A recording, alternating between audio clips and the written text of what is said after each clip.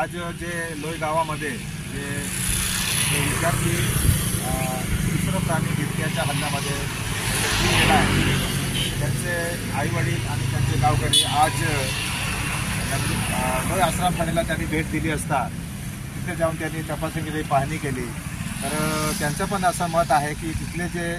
Security guard आहे किंवा तिथले जे कर्मचारी आहे त्यांच्या जे निष्काळजीपणामुळे या बालकाचं त्याची जीव गेला आहे असं त्यांची देखील मानसिकता झालेली आहे। तसंच आम्ही राष्ट्रीय आदिवासी एकता परिषदेच्या पदाधिकाऱ्यांनी घटना घडल्यानंतर आम्ही दुसऱ्या दिवशी शाळेला भेट दिल्यानंतर आम्ही तिथली जी माहिती आम्ही जाणून घेतली आणि तिथली जी परिस्थिती पाहिली आम्ही, तर त्या ठिकाणी जो बालक त्या वर्गामध्ये होता तिथून जो बाहेर निघाला संडास बाथरूमसाठी आणि त्याला तिथून वट्यावरून उचललं किंवा तो बाहेर गेला असेल। आता आपल्या लोकांना सवय आहे बाहेर संडास बाथरूममध्ये, परंतु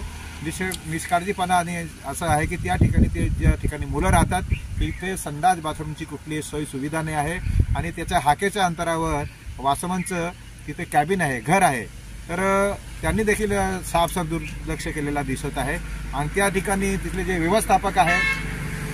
ते ट्रेनिंगला गेले असताना त्यांना दुसऱ्या लोकांनी तिथे नियुक्ती केली होती, त्या लोकांनी देखील त्याची जबाबदारी पार पाडलेली दिसत नाही। तर एकंदरीत तिथले जे शासन प्रशासन जे आहे ते देखील त्यांची देखील निष्काळजीपणामुळे हा बालकाचा जीव गेला आहे असं आमची मानसिकता आहे। आणि आज आम्ही प्रकल्प अधिकारी साहेब यांना आम्ही सर्व गावकरी आणि आम्ही सर्व जे पदाधिकारी आम्ही भेटल्यानंतर साहेबांनी आम्हाला सांगितलं की निश्चितच जे दोषी आहे त्यांच्यावर कारवाई केली जाणारच आहे, परंतु आमच्या खात्याच्या माध्यमातून आम्ही त्यांना 2 लाख रुपये आम्ही तात्काळ मदत देणार आहोत आणि जे वन विभाग आहे त्यांच्याकडनं 25 लाखाची मदत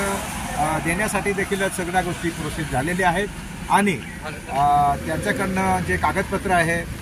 आईवडिलांचं जॉईनिंग खातं आहे, पॅन कार्ड आहे, ते देखील आम्ही साहेबांपर्यंत पोस्ट करू आणि निश्चितच ते त्यांना न्याय मिळवून देण्यासाठी आम्ही संघटनेच्या माध्यमातून आणि त्यांच्या आईला किंवा वडिलांना एकाला तरी कुठेतरी सरकारी त्यांच्या नोकरीमध्ये सामील करून घ्यावी अशी आमची मागणी आहे आणि ती आम्ही मागणी पूर्ण करेपर्यंत आम्ही ते लढत राहू। धन्यवाद।